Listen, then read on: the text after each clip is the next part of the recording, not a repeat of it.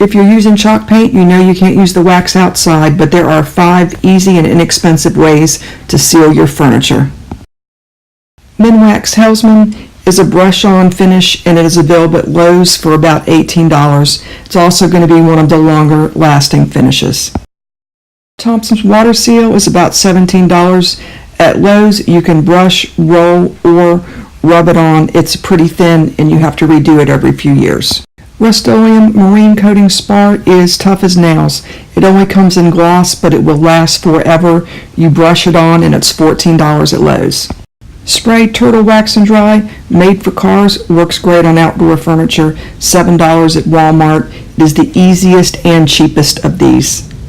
Linseed oil is the oldest and most traditional of all of these methods. It is $9 at Lowe's.